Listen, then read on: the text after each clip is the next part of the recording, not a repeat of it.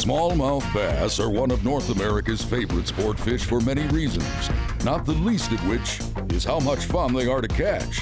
They're always a challenge, too, and they're widely distributed from the Columbia River Basin in the west, across North America in rivers, reservoirs, and natural lakes from Minnesota, Ontario, and on to Maine. This day, in late season, the target is big old bronze bags. Big pike. Wow, nice fish. Wow, look at the size of this fish. Holy cow. Unbelievable. Oh, folks, this fish is huge. And he's got something gigantic that he's just been eating. Whew. I've caught longer pike this year, but this is the biggest one, I'm pretty sure. Wow, gigantic. What a way to start the day. We're after smallmouths, but in the fall like this, we've got peaking colors right now, middle of October here. You never know what you're gonna catch. All right, back we go. You're gonna be all right.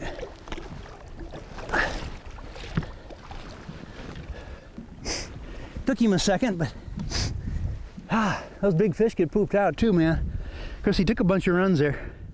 We will catch some smallmouths today eventually, once we find those fish, but I love to search with a spoon. This is a Johnson Shudder spoon. We've shot a lot of show segments with smallmouths using this spoon. Of course, you will catch walleyes, you'll catch smallmouths, and largemouth water, you'll get a few largemouths to boot. So it's a great way to search. There we go. Coming up. Wow. That's a nice fish. Hey, we're not going on the spoon, so I switched to a jig head and a grass pig. A 3.5-inch grass pig, and we're almost immediately into a fish.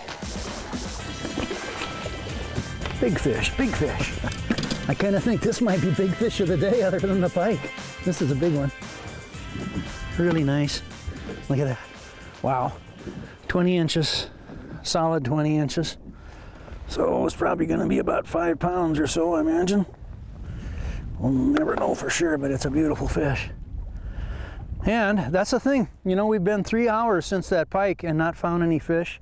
And you keep looking and you keep looking, and that's the thing about smallmouths at this time of year. It's like they don't exist, and all of a sudden a little bunch of them will move up on a little rock hump like I cut that one off of right there, and you're in business. Okay. One little poke in the jaw and nothing. Nothing wrong with him. So we've got scattered rock piles. We fish here quite often in the fall. And they move from rock pile to rock pile, and they'll come up and they'll feed for maybe an hour, maybe 2 hours. Sometimes they're here for the entire day. As the water gets colder, if you find them, typically they just stick around a lot of times for the entire day. This time of the year they're moving yet. They're moving around.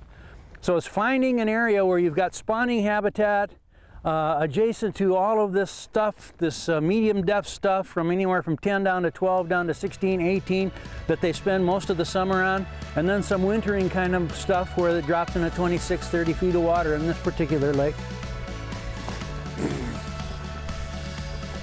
Wow, he take off.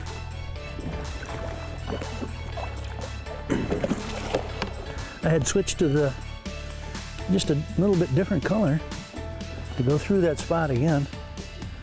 So same grass pig. And it's just slow going, you know, it's not fast fishing. There's a fish or two here and a fish or two there. And again, we've got just a beautiful day, but I think that in another week, a lot of times what happens is you go through that transition through the low 50s, and then it settles into about 48, you know, into the 40s, and then slides very slowly until the very end. And that's some of the best fishing of the year. Not nearly as big as those other two. All you're doing is making nothing special here. Long cast. As long as you can, with paddle tails in particular, the farther you can cast, the better you're gonna be. Because then what you do is you just grind it along slowly, and at a distance, it's not going to come up very quickly, so it's going to stay close to the bottom. So it's just like almost running a crankbait. So slow grind, pump that rod tip just a little, pump it again a little, let it fall, line goes slack, you're on the bottom, grind it along again for 5, 6, 10 feet, and that's all there's to the retrieve. Oh, got him. Whatever it is, it's a pretty good one. It's pike. Of course, we started the day with that big pike. This is a nice one too, but not nearly that big. Beautiful. All right, in we go. Oh, look at this guy. Fat again, just as fat as can be, perfectly healthy, beautifully marked, aren't they? So after smallmouths, we're catching some really nice pike. That one this morning was awesome. That's my biggest pike, probably gonna be my biggest pike of the year unless I get one ice fishing that's bigger. But, you know, so we talked about the smallmouth location during the fall, that transition period. What you really have to do at home is do some studying on the smallmouth and learn what the spawning habitat looks like and then what the wintering habitat looks like, and then you've got all of this rock structure in between that you've got to dissect for most of the season, including during this transition time. So always a surprise when you're on the water. You might say it's blind luck, that big pike this morning, but I say that luck favors the prepared, I guess you'd have to say. All right, there you go, beautiful fish.